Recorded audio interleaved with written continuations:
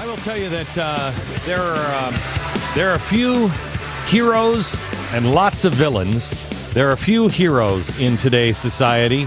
There are a few people that have stood and stood and stood for a very long time and tried to warn the American people, tried to warn the ruling class, if you will, that there's trouble coming, and knows it inside and out. And one of those heroes, in fact, a guy who I think has given us more time than maybe anybody else besides the Navy SEALs, has been David Horowitz.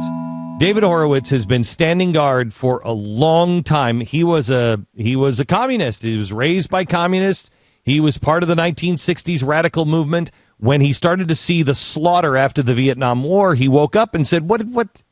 Guys, we were wrong." They didn't care.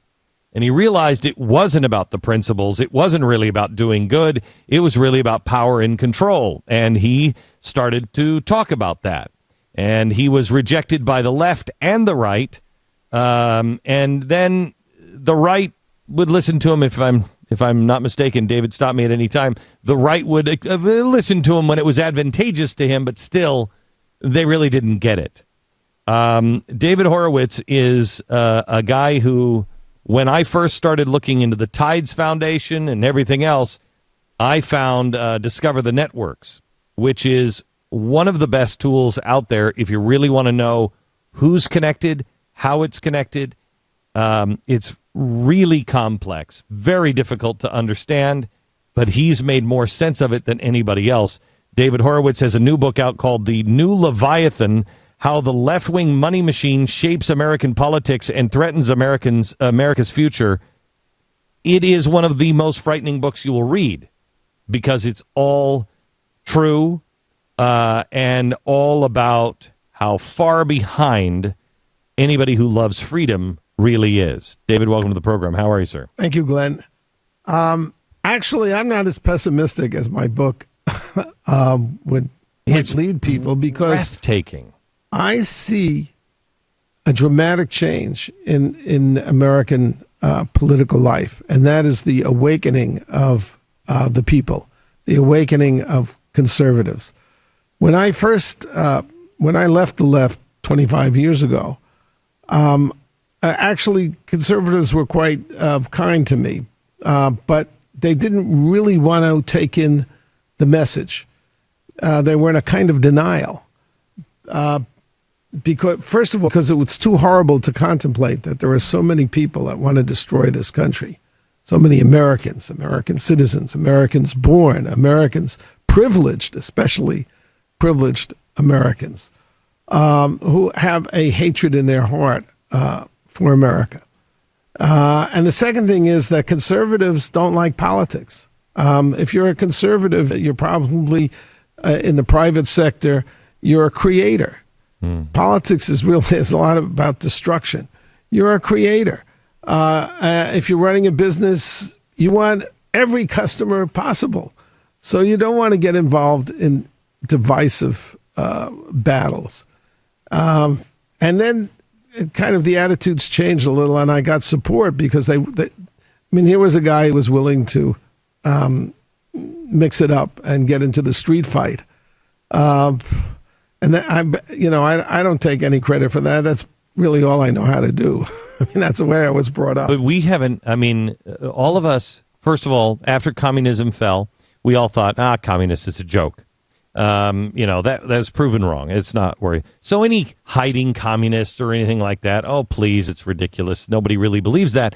And we're all in that moment of, after September 11th, even the progressives, standing there on the steps of the Capitol, holding hands and singing Kumbaya, and everybody thought we're all Americans.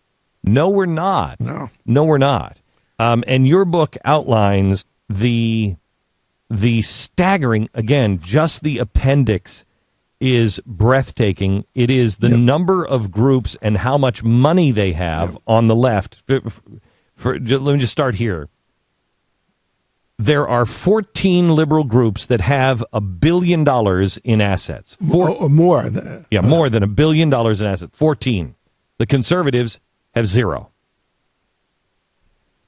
There's nobody on the side of conservatives that have the juice and the power of these foundations. Let's dramatize it. I mean, the Koch brothers have a foundation. It's worth $239 million. Sounds like a lot of money. The Ford Foundation has $10 billion. It's 30, whatever that is, 35 times the size of the Koch brothers. And of course, the Gates Foundation is 3 times the size of Ford. The left-wing foundations, and they're the ones that they fund Occupy Wall Street. They fund the radical organizations that gave Obama his start, that trained him, that brought him up through the ranks. They have $104 billion in assets, whereas the conservative foundations have only $10 billion total, 75 conservative foundations. But that's just it's just the base of the iceberg, because they then fund other tax-exempt foundations, 501c3s. For example, the Ford Foundation created the Environmental Resources Defense Council many years ago, and actually it created them to fight DDT. Just to do this very briefly, DDT, the Rockefeller Foundation in the old days when it was a conservative foundation, funded a global malaria eradication program using DDT. Along came the Ford Foundation and the Environmental Resources Defense Council, which now, by the way, has $139 million in assets. It's grown to gigantic size. It started with this malaria campaign. They conducted a campaign against DDT using Rachel Carson's famous, or it should be infamous book, The Silent Spring, which claimed that DDT would kill all the birds. Completely false, no scientific basis, but it's a classic of the environmental movement.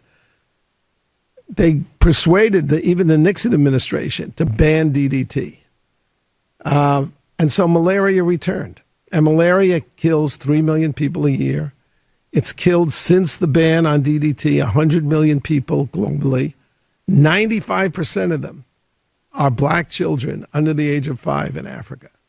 All this blood is on the heads and the hands of the Ford. Well, without the Ford Foundation, this never would have happened. Ford Foundation, I was talking to a friend who actually knew Henry Ford.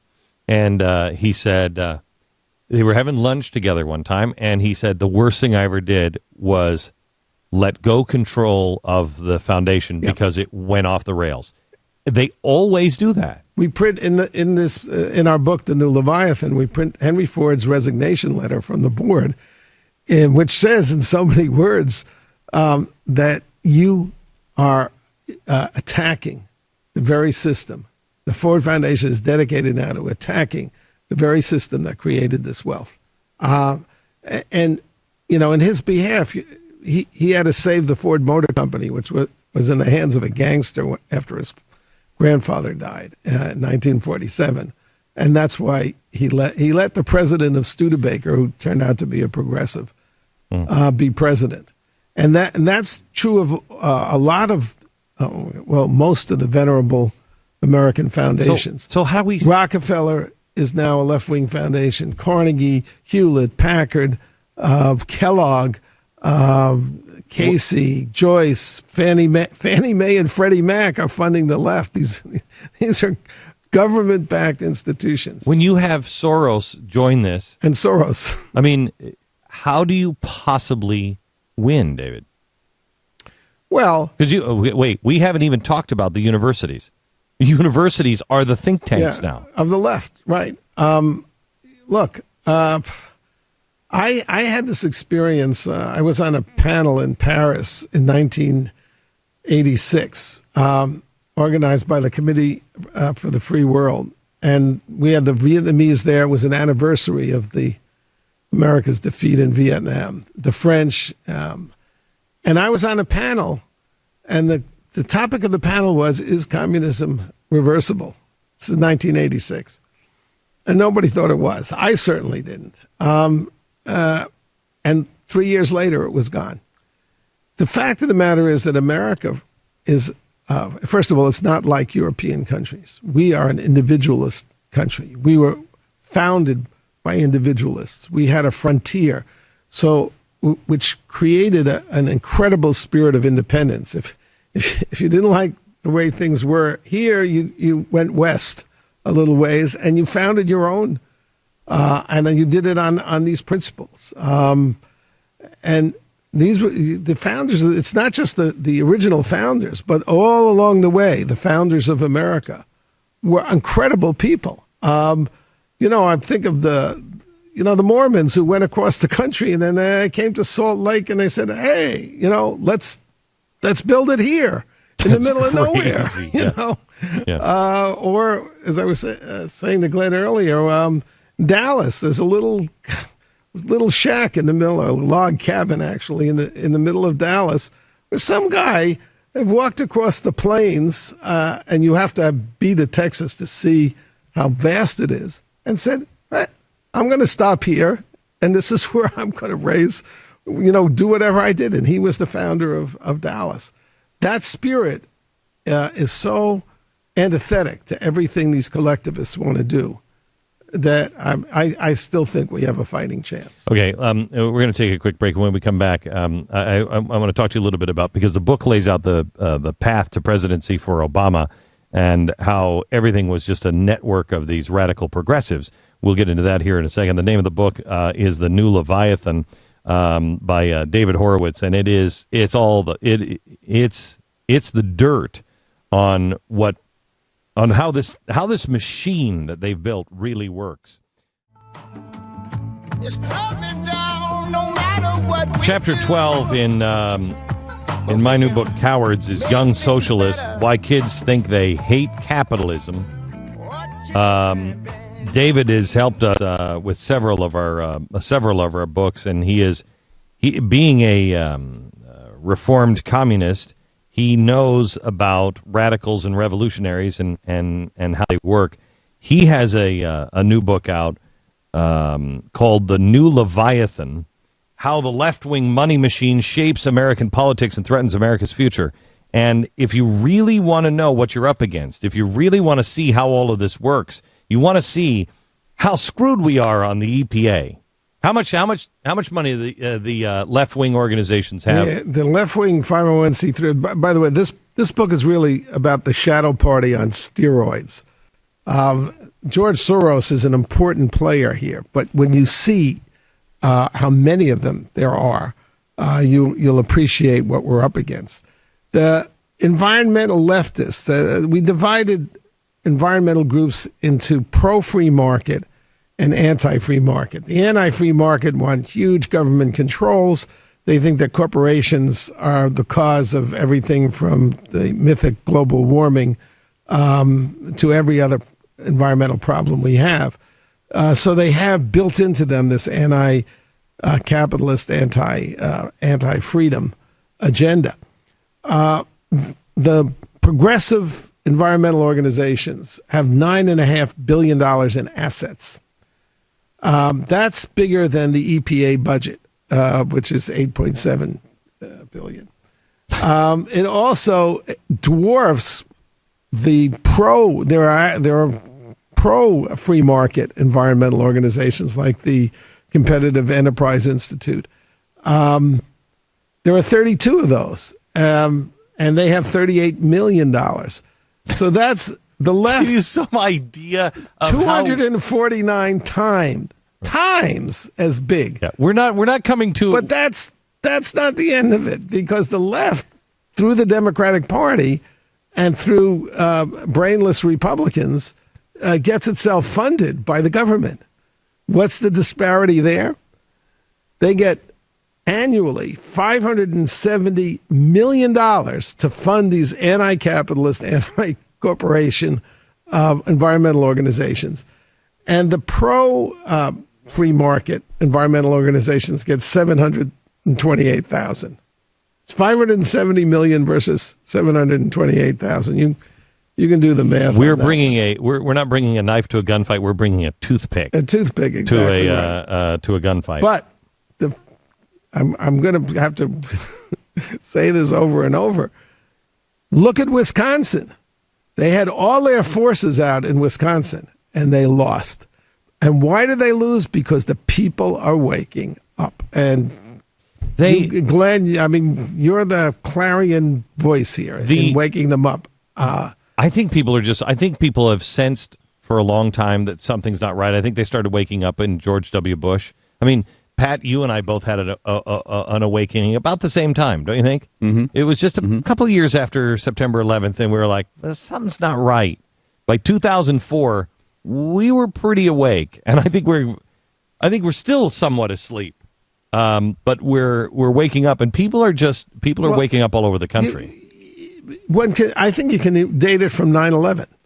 9/11 started the turn, and then Obama has really, it's like that when they go to hyperspeed. and Obama really said, people suddenly realize we could lose this country. How much is Obama really in charge of things? How much of this is Obama, and how much is he? The face? If it were only Obama, it wouldn't be such a big problem. I think that Obama is pretty incompetent. I think that's pretty evident. He let Pelosi and Harry Reid run and the unions. Mm-hmm.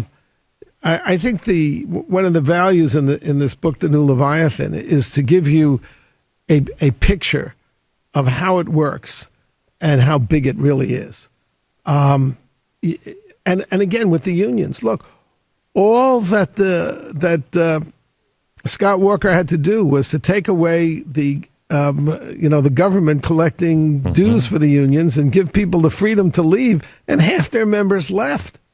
So this can turn pretty quickly if we have people who have the stomach and the spine to do the right thing. Did you see how Obama is now asking for donations? From weddings? Weddings? Yeah. I mean, all of the money that they have, not enough. What are they doing? Not enough. Well, I guess it is. It's not enough. It's never enough. It's never enough. All right, the name of the book is The New Leviathan by David Horowitz, How the Left-Wing Money Machine Shapes Americans' Politics and Threatens America's Future. You want to see what it really looks like. You want to see why I've had so many sleepless nights in the last couple of years. David lines it out unlike anything I've ever seen before. New Leviathan, available in bookstores everywhere. Back in just a second. What you're facing is a group of people that just don't like to hear any other side except theirs. And we were just talking to David Horowitz about the money that is spent on these foundations. Remember, they're trying to take the Koch brothers down.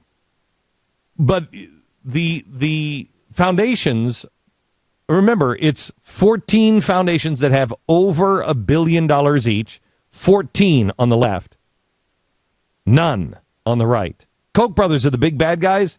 They have $250 million. That's it.